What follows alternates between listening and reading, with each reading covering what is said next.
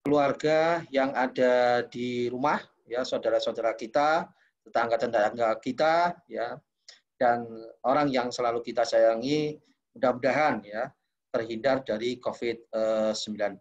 Begitu pula kami minta doa semoga guru-guru kita, ya sahabat-sahabat kita, ya dosen-dosen kita semuanya dalam kondisi sehat walafiat. Yang berikutnya saya mohon maaf ya, terpaksa untuk pertemuan yang kedua ini saya ajukan ya di hari Minggu, ya saatnya harusnya kita semuanya weekend, namun sekali lagi saya mohon maaf karena terpaksa. Kenapa? Karena minggu depan kayaknya sudah mulai sibuk dengan sidang kakak kelas Anda, ya. Kemudian yang berikutnya adalah ada agenda yang lain, ya, sehingga mohon maaf aja saya terpaksa memajukan untuk jadwal Anda semuanya. Di salah satu sisi ya tadi, tapi bagi Anda juga tentunya menguntungkan, berarti minggu depan free kan ya dari proses manufaktur. Tinggal hari ini Anda bisa absen saja langsung ke learning sim.unisula.ac.id sebagai bukti kalau Anda mengikuti perkuliahan saya pada pertemuan pada sore hari ini. Oke, langsung saja ya.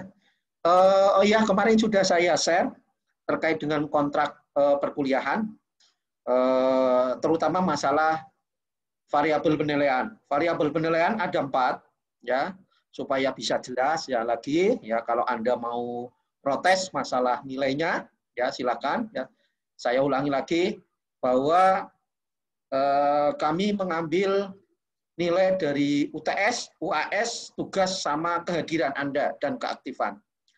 UTS 30%, UAS 30%, kemudian tugas baik individu maupun grup ya, tergantung situasi, itu nilainya cukup besar, 30%. Jadi sepadan dengan UTS dan UAS. Makanya tolong ya Anda harus serius lagi kalau memang ingin mendapatkan nilai yang baik ya. Di samping kehadiran juga saya harus mengapresiasi ya, Anda absen terus, Anda hadir terus ya di kuliah saya, tentunya saya harus memberikan reward yang sepadan. Makanya kehadiran saya beri porsi 10%. Ya, oke ya, tidak ada pertanyaan lagi. Saya langsung ke materi pada hari ini. Ya, ini oke, bentar.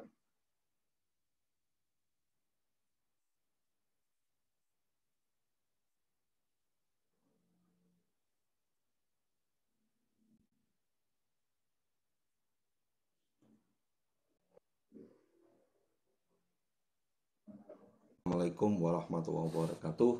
Kembali berjumpa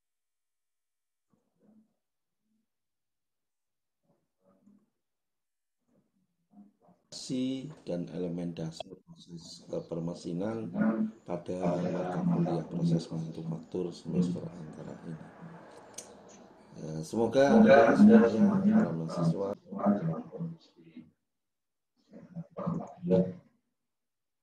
saya tanyakan terlebih dahulu apakah mendengar rekaman suara saya tadi? Dengar, Pak. Oke, ya, terima kasih. Saya lanjutkan.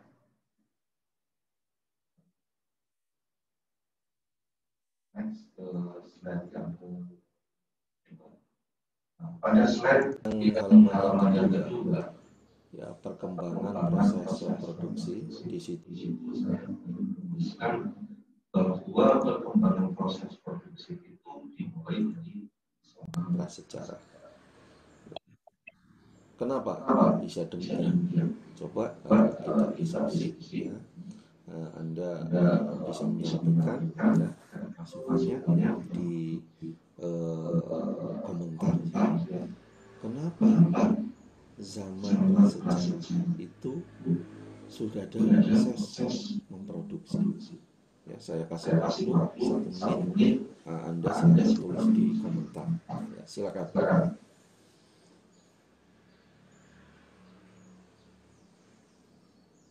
Silakan berikan komentar ya terkait kenapa sih bahwa proses memproduksi Ya. Proses manufaktur Ya, itu ada 1 menit. dimulai Kenapa, yo? dari zaman prasejarah. Silakan.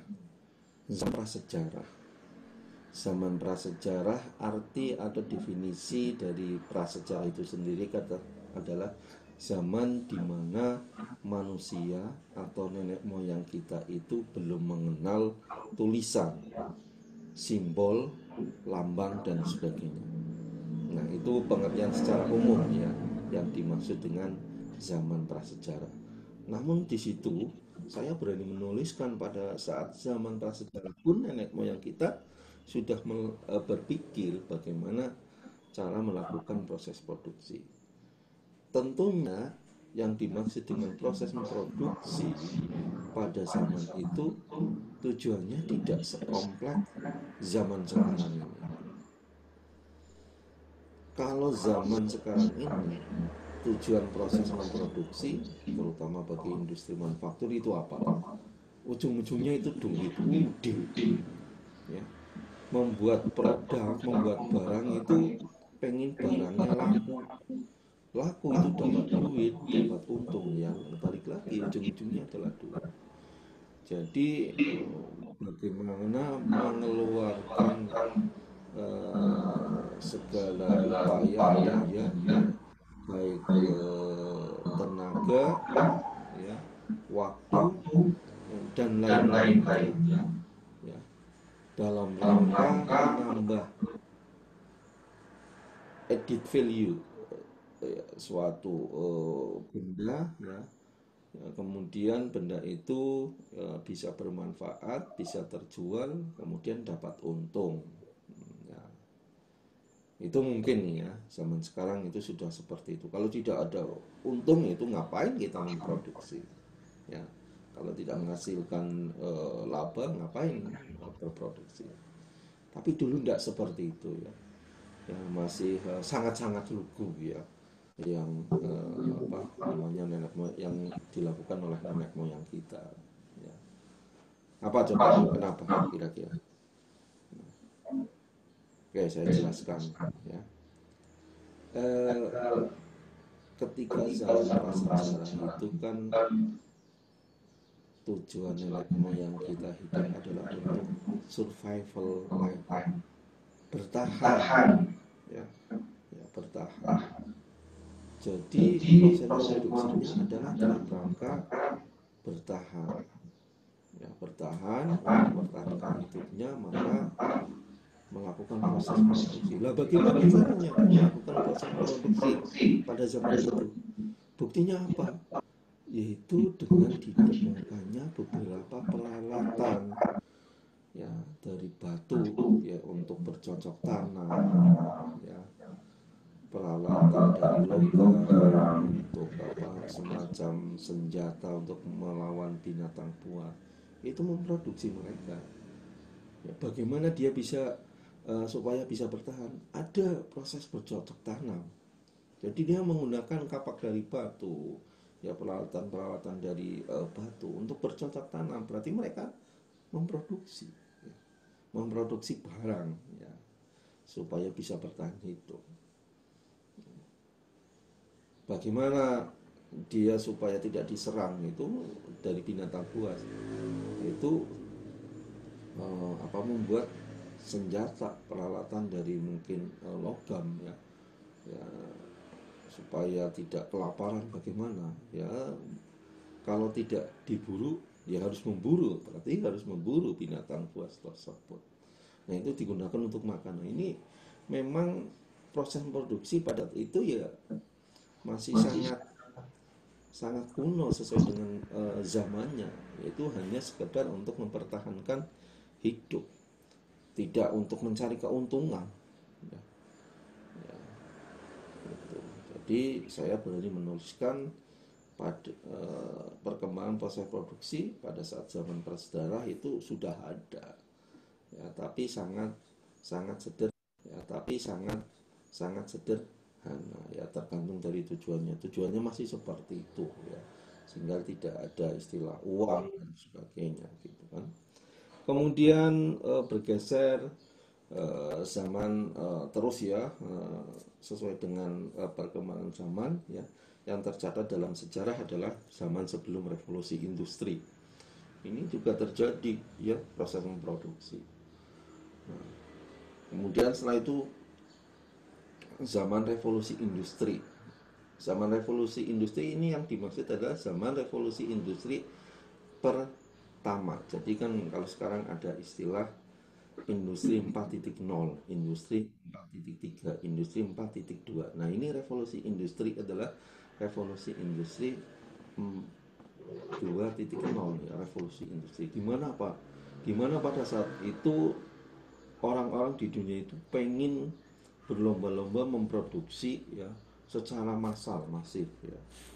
Ya, dengan apa? Dengan menggunakan bantuan ya kalau zaman revolusi industri 1.0 ya masih menggunakan barang-barang, alat-alat bantu yang masih bersifat manual. Kalau industri 2.0 adalah sudah menggunakan alat bantuan berupa misalkan dari listrik ya, dan sebagainya, dari uap dan sebagainya.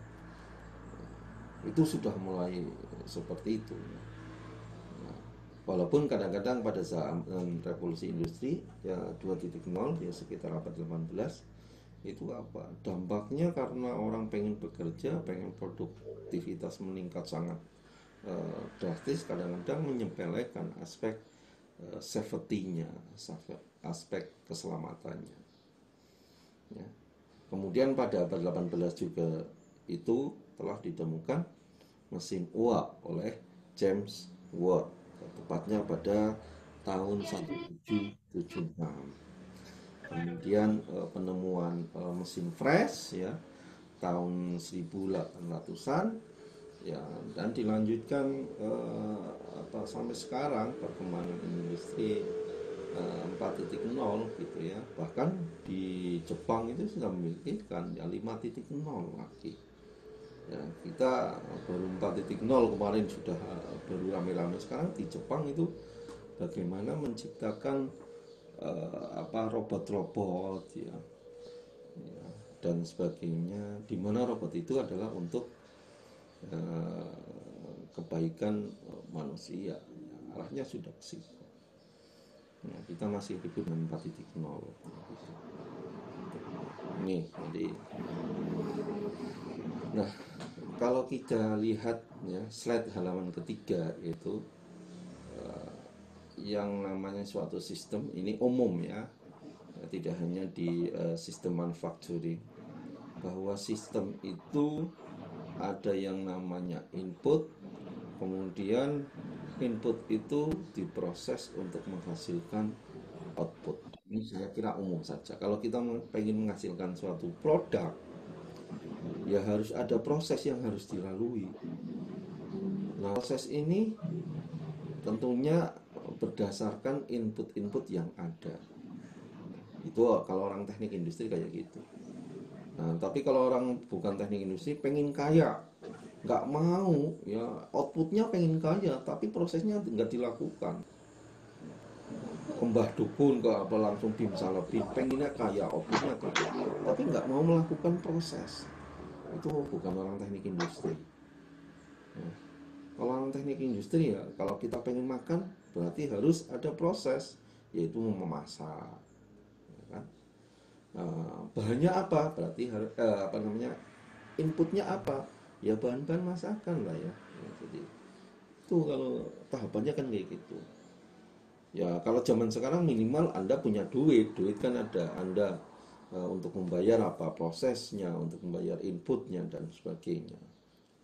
Ya, jadi itu ya, Anda misalkan ya pengen nilainya A, outputnya A, lulus ya cepat, nah, IP-nya tinggi, tapi Anda nggak mau melakukan proses, ya Anda bukan orang teknik industri, ya nggak mau belajar, nggak mau mengerjakan tugas, ya nggak mau hadir kuliah, yo Anda prosesnya nggak ada, ya gimana?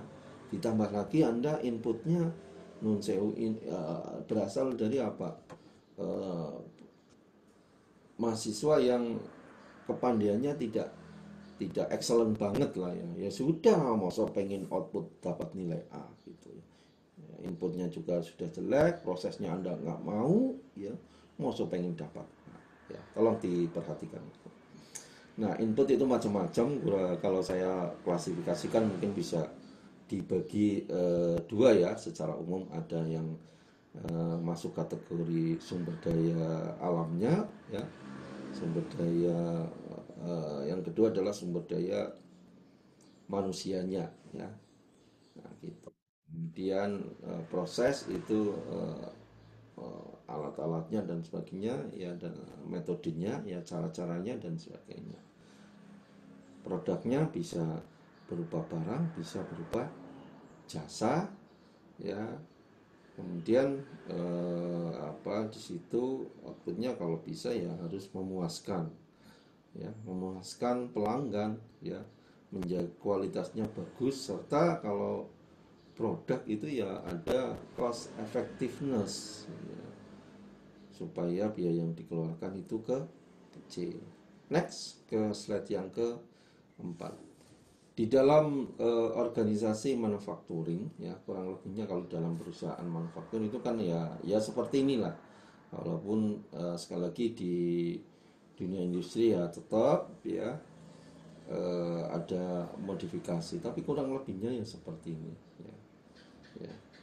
Ya, kalau di industri ya tergantung ya kebutuhan dan sebagainya, ya. Kadang-kadang fungsi dari ini sales marketing karena nggak ada orang, karena modalnya belum bisa, ya mungkin bisa digabung dengan yang lain gitu ya.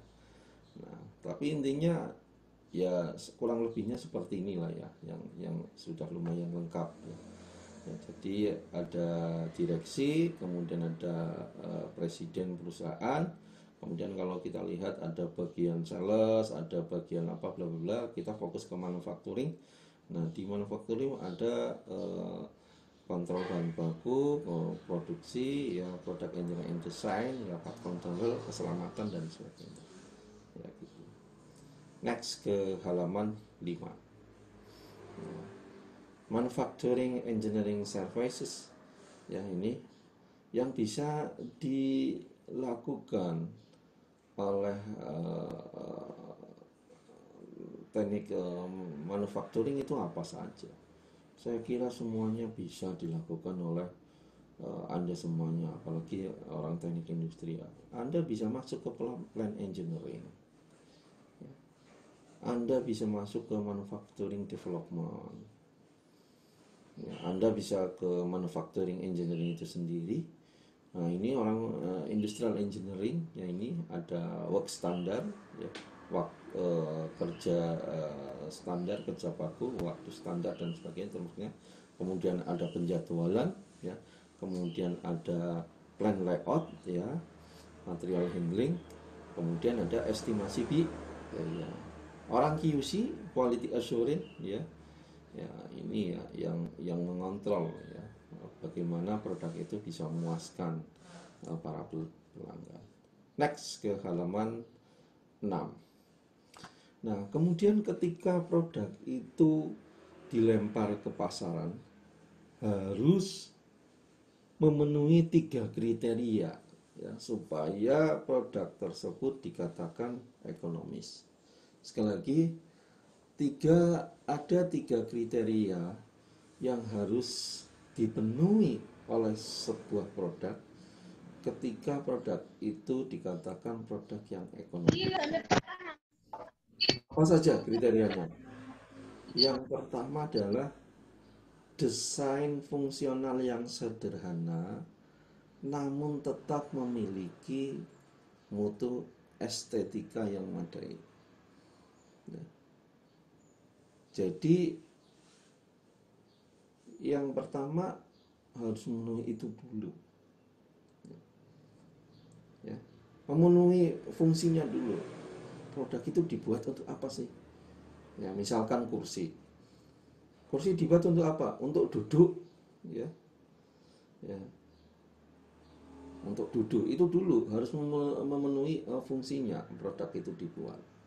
Nah, ntar ada indah, ada macam-macam, ya, ada bagus dan sebagainya, misalkan ya keren dan sebagainya, itu kan yang lainnya. Tapi ketika suatu produk diciptakan, ya harus memenuhi fungsi itu dulu. Kalau misalkan ada kursi ya diukir dan sebagainya terbuat dari emas ya. Kemudian tapi ternyata tidak bisa diduduki. Nah itu berarti bukan kursi yang biasa selayaknya untuk duduk, karena balik lagi yang namanya kursi itu diciptakan ya untuk duduk. Nah, kalau ada kursi yang tidak bisa, ya karena tadi ya terbuat dari bahan emas ya, ukiran dan sebagainya sangat ya, itu bukan produk ekonomis lagi, bukan kursi lagi itu namanya. Ya semacam mungkin benda kerama, benda ini dan karena tidak memenuhi desain yang fungsional. Dan di zaman sekarang itu kadang-kadang produk diciptakan desain fungsionalnya itu kadang-kadang agak diabaikan. Contohnya HP. HP tujuan utamanya apa?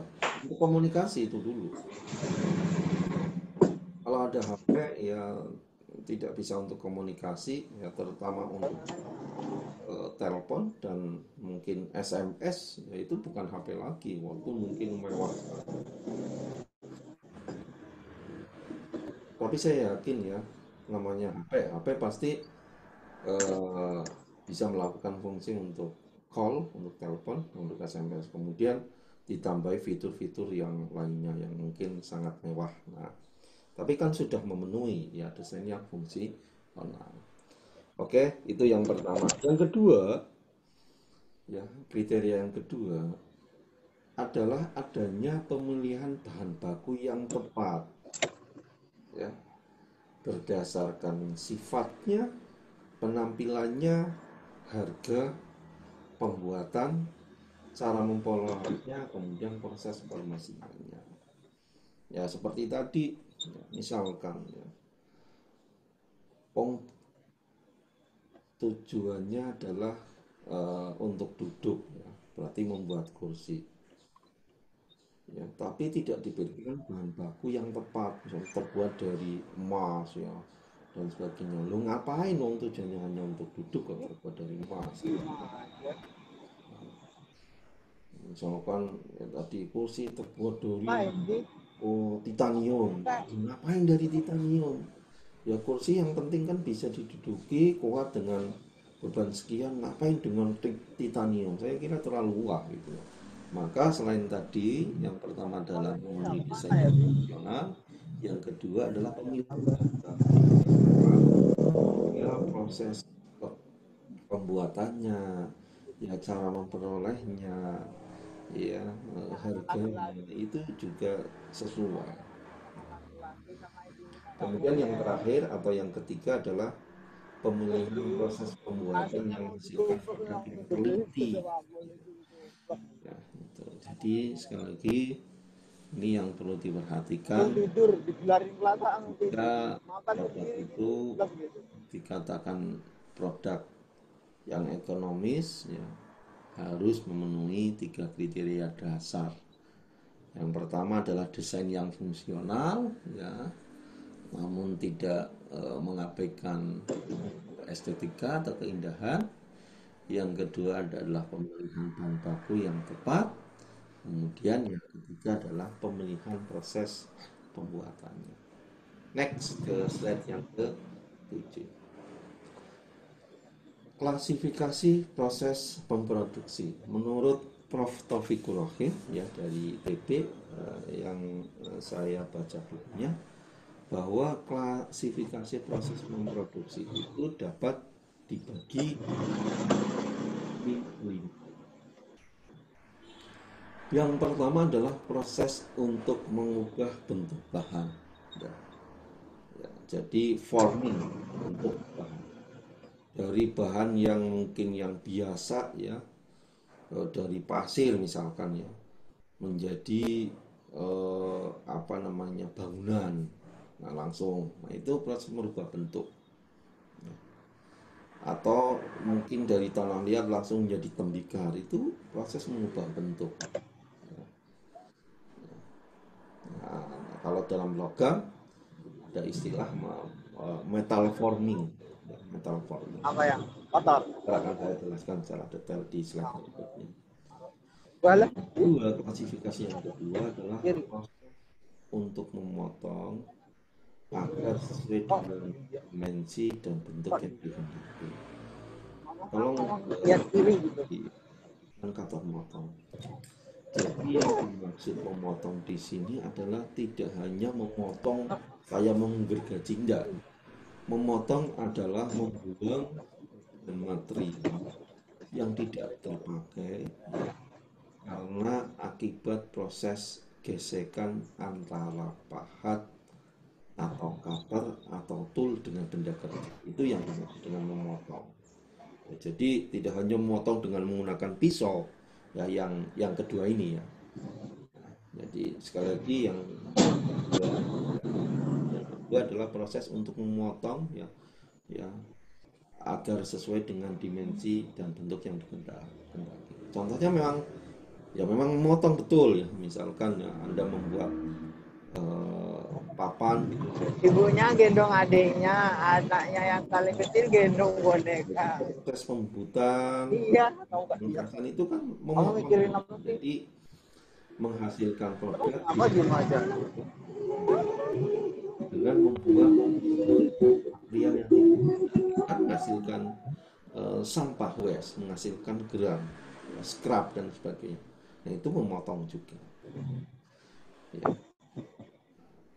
Atau bahasa di proses manufaktur itu adalah machining proses. Nah ini yang akan kita bahas ya untuk bab-bab selanjutnya. Klasifikasi yang ketiga adalah proses penyelesaian pada permukaan benda. Ya, jadi setelah mungkin dibentuk, setelah itu dipotong dan sebagainya, ya perlu ya di finishing, ya mungkin dihaluskan, ya mungkin ya, permukaannya mungkin perlu dicat, ya dan sebagainya. Itu namanya proses penyelesaian akhir atau bahasa kerennya finishing proses. Yang berikutnya, klasifikasi yang berikutnya adalah proses menyambung bagian. Mungkin tadi membuat part, kemudian supaya jadi satu, itu namanya proses menyambung bagian atau joining. Ya, joining. Ya, assembling. Nah, kemudian yang kelima adalah proses untuk mengubah ya sifat fisik tanpa mengubah bentuk fisiknya. Sekali lagi, proses untuk mengubah sifat fisiknya tanpa mengubah bentuk fisiknya. Itu. Jadi tolong yang mendapatkan slide dari saya, yang kelima, yang itu tolong diperbaiki ya. Sekali lagi, itu sebenarnya adalah proses untuk mengubah sifat fisik suatu benda, suatu produk, tapi tidak harus melakukan perubahan bentuk ini.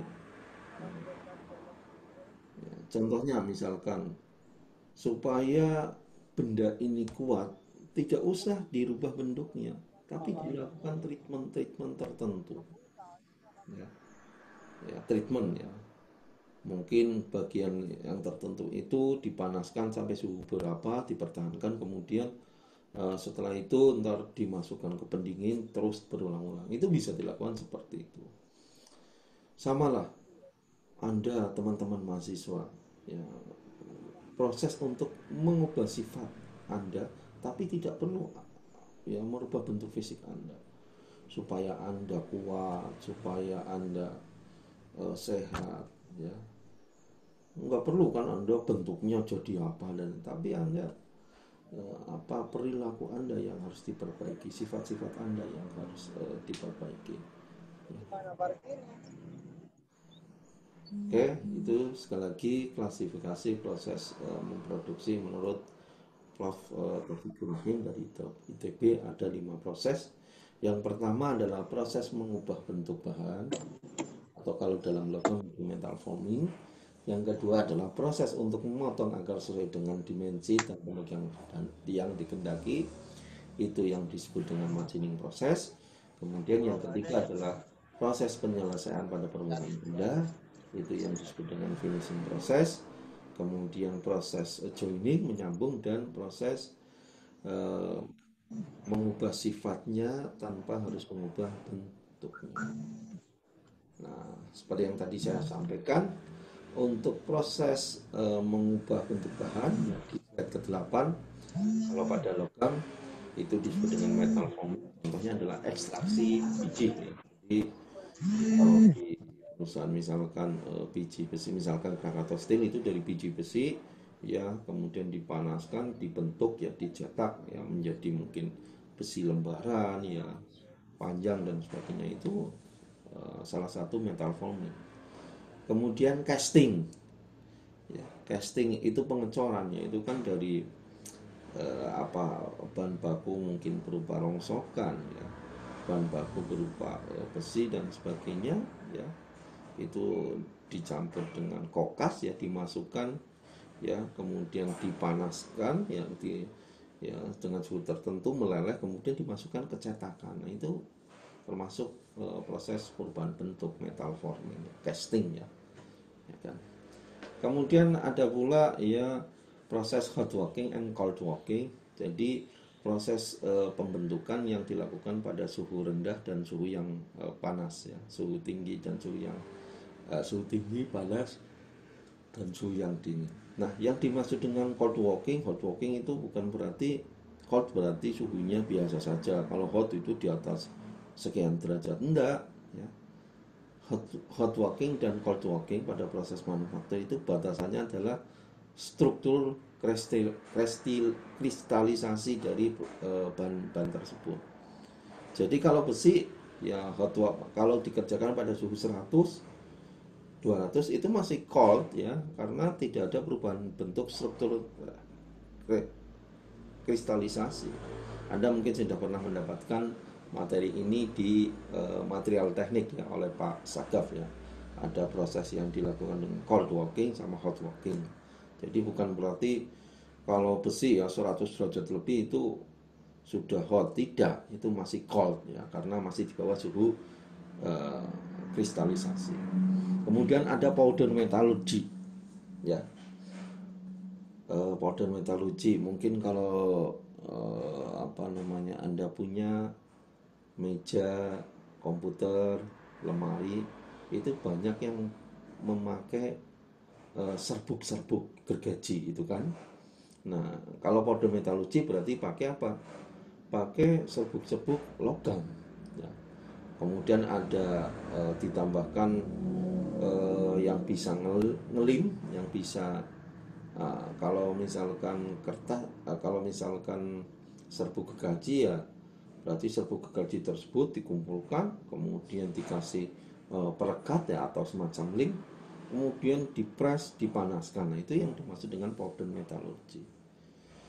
Tapi tentunya pada logam, ya. Jadi serbuk logam itu ditambahkan bahan pengikat, kemudian dipres pada suhu yang panas, sehingga antara serbuk yang satu dengan serbuk yang lain itu menempel karena ada perekat dan tidak bisa dipisahkan, ya, setelah dingin.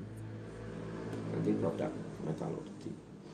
Nah, kalau mebel-mebel yang sekarang itu banyak yang seperti itu, ya, dari serbuk gergaji itu kan, kemudian ada perekatnya, ya, kemudian dipanaskan gitu, ya, dengan suhu tertentu, ya, tapi tidak sampai terbakar, kemudian jadilah, ya, kayu-kayu itu tadi, ya, yang mungkin meja komputer Anda itu pakainya ya kayak gitu, serbuk-serbuk gergaji dipres, ya, ya gitu.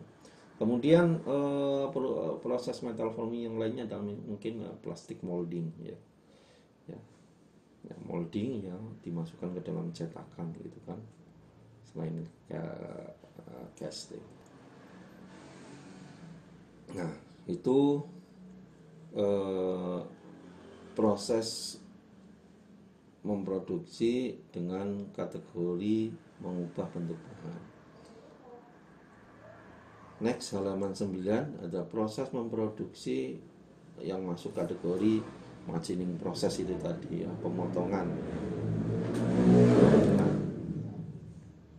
proses pemotongan atau machining proses itu ada yang dilakukan secara tradisional, ada yang non tradisional. Bedanya di mana? Proses pemotongan atau machining proses yang dilakukan secara tradisional itu biasanya akan menghasilkan geram ya akibat adanya gesekan ya, di mana antara benda kerja dan pahat itu ketemu secara langsung. Nah, kemudian menggunakan teknologi yang masih ya kita anggap primitif atau konvensional.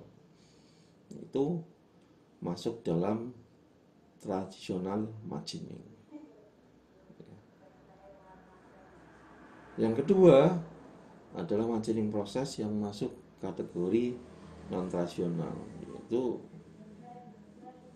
beberapa proses ya dilakukan dengan teknologi yang sudah kompleks ya.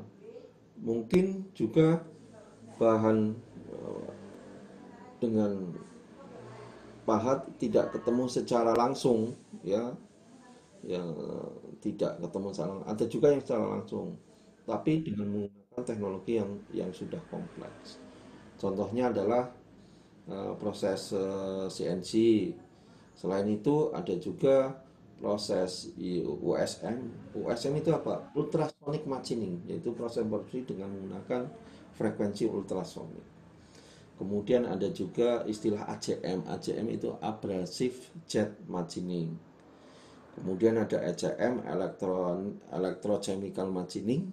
Kemudian ada ECG, itu electrochemical grinding. Kemudian chemical machining. Kemudian ada electron beam machining, laser dan sebagainya. Nah, ini masuk dalam proses permesinan non tradisional. Jadi machining proses itu ada dua, secara tradisional maupun non tradisional. Kalau tradisional itu biasanya pahat dan benda kerja ya itu ketemu secara langsung untuk menghasilkan produk yang diinginkan ya. Biasanya ya, sekali lagi tidak semuanya, dan menggunakan cara-cara yang dianggap belum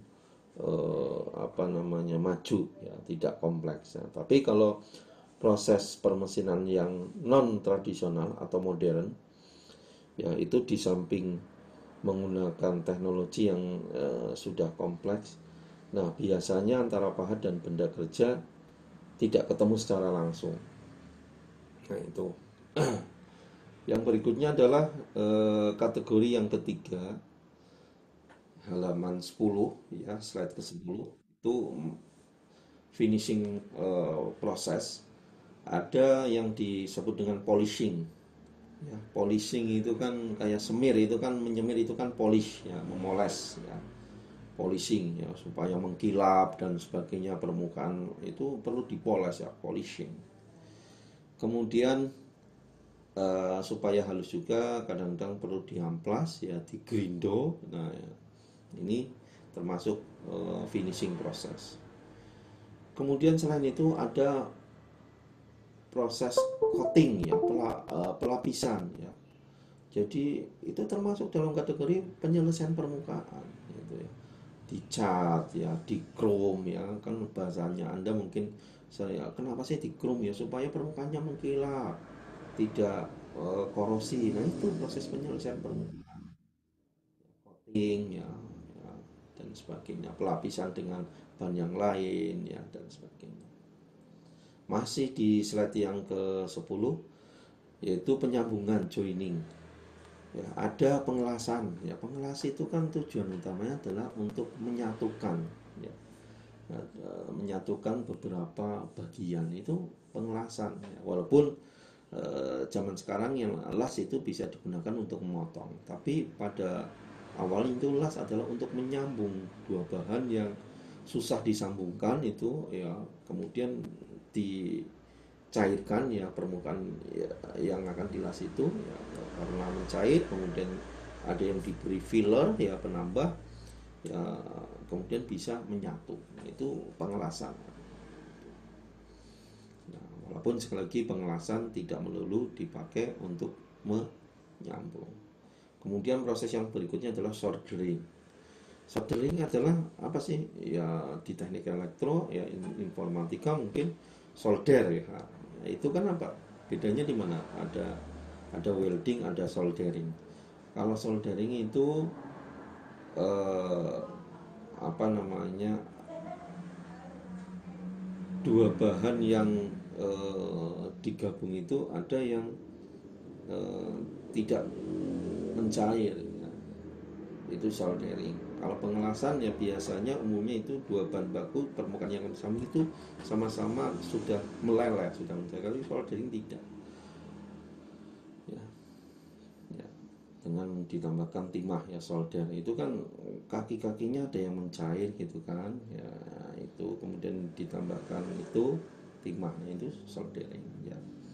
Kalau patri itu suhunya agak tinggi juga ya, di atas soldering ya. Jadi yang paling tinggi adalah pengelasan, dua-duanya sampai meleleh, kemudian patri ya, kemudian soldering. Patri itu ya Anda mungkin anak-anak milenial jarang sekali ya. Kalau saya di desa dulu itu sering ya, patri, panci dan sebagainya. Kalau zaman sekarang ya begitu panci rusak ya, langsung dibuang saja ya, karena mungkin kalau ditambal dengan patri itu mahal ya, tidak keren gitu ya, sehingga langsung beli saja. Kalau zaman saya dulu ya, ibu saya itu ya eman-eman ya, misalkan di patri lah yang bocor dan sebagainya. Nah, itu kemudian ada memang joining itu penyambungan langsung ya, disambung kalau memungkinkan. Kalau kertas misalkan disambung dengan lem dan sebagainya. Kemudian yang riveting itu paku rivet ya. Jadi kan ada nih ya, kalau Anda lihat ya paku rivet ya, itu dilubangi ya, kemudian ntar ditembakkan paku rivet. Nah, kemudian penyambungan itu bisa dilakukan dengan baut ya, kemudian dengan perekatan lem dan sebagainya. Kemudian proses yang berikutnya ya adalah merubah sifat fisis ya. Sekali lagi ini tolong dikoreksi ya, merubah sifat fisis ya, sifatnya, tapi tanpa harus merubah bentuk fisiknya. Contohnya hot and cold treatment ya, kemudian shot blasting atau panning ya, itu tadi ya, klasifikasi proses memproduksi ya, menurut Taufikur Rahim dari TP itu kurang lebihnya ada 5 ya klasifikasi.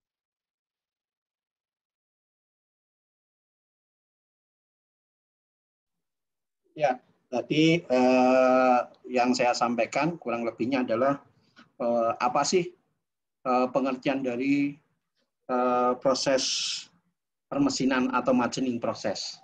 Kemudian sebelumnya juga tadi saya menyampaikan sejarah perkembangan proses manufaktur itu seperti apa. Dimulai dari zaman prasejarah, di mana zaman nenek moyang kita belum mengenal tulisan, sampai until now, sampai sekarang seperti apa perjalanannya. Yaitu di industri 4.0 atau Jepang sudah Society 5.0 ya. Jadi Jepang sudah 5.0. Ya. Kemudian yang berikutnya tadi klasifikasi ada proses memproduksi menurut Profesor Taufikur Rahim ada 5 ya. Ya. Salah satunya adalah proses pemotongan. Nah, yang dimaksud proses pemotongan tidak seperti yang Anda bayangkan, jadi kayak memotong saja. Tidak ya, tadi sudah saya sampaikan. Ya, jadi yang dimaksud dengan proses pemotongan itu adalah di sini terjadi pemutusan ya gram ya atau scrap. Karena apa? Karena akibat gesekan antara benda kerja dan pahat ya, baik secara tradisional maupun non tradisional. Nah, kita untuk proses manufaktur adalah fokus ke situ. Nah, sebelum mid semester kita akan membahas tradisional machining, ya, proses pemesinan yang tradisional. Kemudian setelah UTS atau menjelang UAS, ya, pertemuan itu kita bahas tentang non tradisional machining atau lebih fokusnya kita ke CNC, ya. Itu ya. Oke, saya lanjutkan, ya, materi yang berikutnya.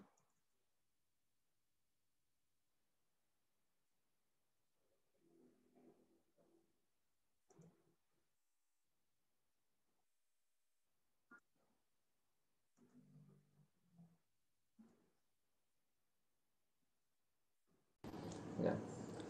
Seperti yang sudah saya sampaikan sebelumnya bahwa proses permecinan, ya, itu dapat dibagi dua. Ada yang masuk kategori tradisional atau konvensional machining. Kemudian yang kedua adalah non konvensional atau non tradisional atau modern machining. Nah, kita bahas yang pertama dulu, yaitu tradisional machining. Apa sih tradisional machining? Tradisional machining itu biasanya ditandai dengan terbentuknya produk atau benda kerja itu sebagai akibat dari kontak langsung antara pahat, tool, atau cutter dengan benda kerjanya, dengan memanfaatkan teknologi yang dianggap masih tradisional. Jadi memang pada proses tradisional machining ini harus ada kontak langsung, ya, antara benda kerja dan pahat, ya. Contohnya kalau mesin bubut, ya berarti proses turning, ya berarti harus ada kontak langsungnya, ya, antara benda kerja dan pahatnya, ya, dan sebagainya. Nah, menurut Prof. Taufikur Rahim, ya, dari ITB, bahwa klasifikasi machining proses, ya, ditinjau dari gerakan relatif antara pahat dengan benda kerja. Kenapa ditinjau dari gerakan relatif antara pahat dengan benda kerja? Ya karena tadi saya sampaikan bahwa proses terjadinya benda kerja atau produk pada tradisional machining itu sebagai akibat adanya gerakan bertemunya antara pahat dan benda kerja. Maka klasifikasi proses permesinan yang tradisional ditinjau dari gerakan antara pahat dan benda kerja dapat dikelompokkan menjadi 7 macam proses, yaitu ada yang disebut dengan turning proses atau mesin pembubutan, drilling proses, milling proses, penggerindaan atau grinding, scrap, ya. Kemudian ada yang disebut dengan proses sawing dan broaching. Nah, oke, saya lanjutkan. Nah, gerakan relatif antara pahat terhadap benda kerja dapat dipisahkan menjadi 2 macam komponen gerakan. Ada yang disebut dengan cutting movement, ada yang disebut dengan feeding movement. Atau bahasa lainnya adalah ada yang melakukan gerakan pemotongan dan ada yang melakukan gerakan pemakanan. Jadi apabila tadi antara benda kerja, ya, bergesekan atau bersentuhan dengan tool, maka dari kedua tadi, ya, benda itu, benda kerja dan tool, ya, sama-sama itu ada yang melakukan gerakan potong dan ada yang melakukan gerakan pemakanan. Nah, dari adanya kedua gerakan ini akan menghasilkan scrap atau geram, ya. Sementara permukaan benda karena akibat gesekan itu tadi secara bertahap akan membentuk menjadi komponen atau produk yang dikehendaki. Itu. Nah, kemudian halaman 13, ya. Dari beberapa proses permesinan yang terjadi, ya, misalkan mesin bubut, ya. Ya, rekan-rekan mahasiswa dapat melihat slide-nya.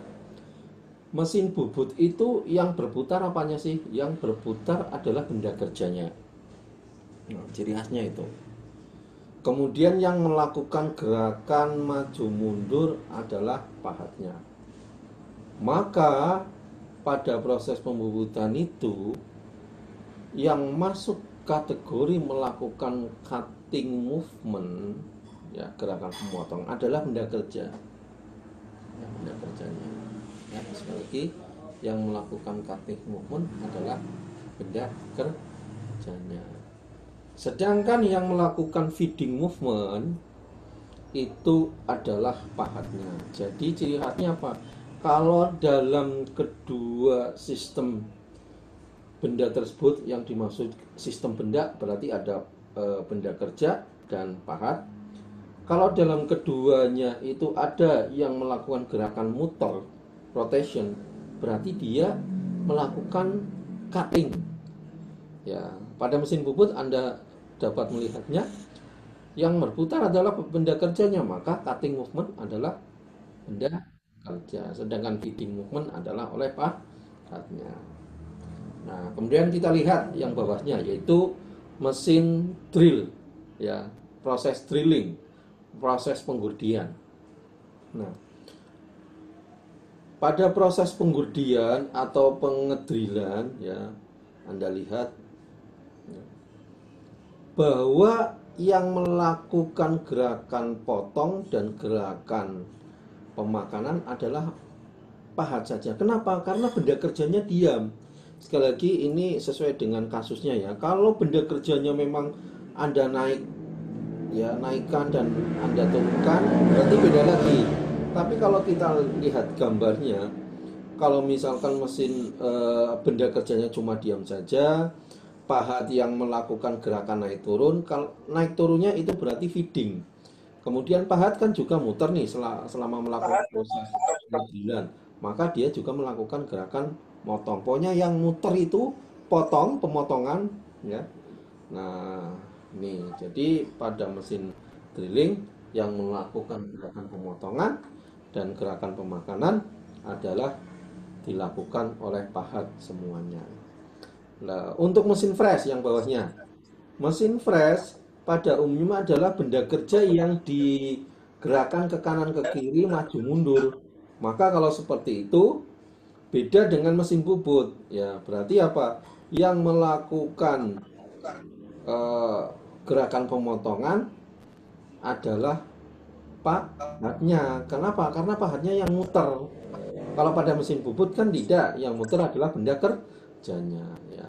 Sedangkan yang melakukan gerakan pemakanan adalah benda kerjanya. Jadi ya, kita lihat ya kasus ya, demi kasus ya, jangan sampai salah kaprah, jangan dipukul rata ya. Pokoknya yang melakukan gerakan potong ya mesti pahatnya, belum tentu.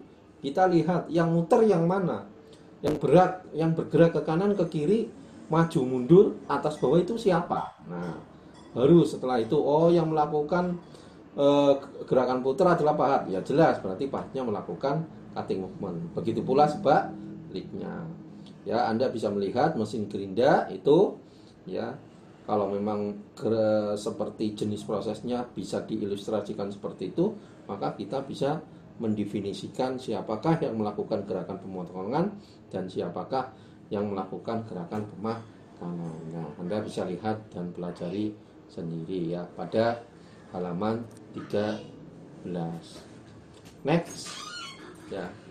Kemudian elemen dasar proses pemesinan. Apa saja sih ketika dalam melakukan proses pemesinan? Ya, elemen-elemen apa saja yang perlu kita ketahui? Yang pertama adalah cutting speed. Kecepatan potongnya itu bagaimana? Ya. Kemudian ada feeding speed, kecepatan makan. Ya, ada cutting speed, feeding speed. Kemudian ada depth of cut. Ya. Ketebalan, kedalaman pemotongan, ya, ketebalan atau kedalaman pemotongan, depth of cut. Kemudian waktu yang dibutuhkan untuk melakukan pemotongan itu cutting time, ya, cutting time. Kemudian yang berikutnya adalah kecepatan pembuangan geram, ya, atau scrap, atau bahasa kerennya adalah MRL, material removal rate. Nah, itu satuannya berarti volume ya, kubik ya, per satuan waktu. Jadi kira-kira itu dalam proses permesinan ada 5 elemen dasar yang perlu kita ketahui. Ada yang namanya cutting speed, ada yang namanya feeding speed, ada yang namanya dip of cut, ada yang namanya cutting time, ada yang namanya kecepatan pembuangan scrap atau gram atau material removal rate. Nah, next ya, contoh perhitungan elemen dasar pada mesin bubut bisa Anda lihat ya, seperti pada halaman 11. Nah, karena pembahasan masalah mesin bubut akan kita bahas pada pertemuan yang ketiga. Mungkin itu saja yang bisa saya sampaikan. Terima kasih. Wabillahi taufiq wal hidayah. Wassalamualaikum warahmatullahi wabarakatuh. Semoga kita semuanya diberi oleh Allah. Semoga kita semuanya dalam kondisi sehat.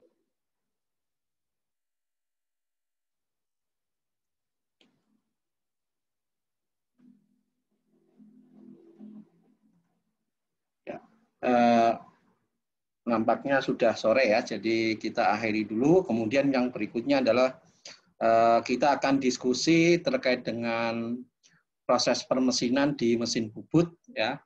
Berarti dipersiapkan ya, ntar akan saya share materinya pertemuan yang ketiga. Ya, kurang tahu ntar pertemuan ketiga apakah di hari Minggu seperti ini ataukah di hari yang lainnya. Yang jelas untuk pertemuan kedua minggu depan berarti Anda kosong karena sudah diganti dengan hari ini. Yang berikutnya adalah materi hasil dari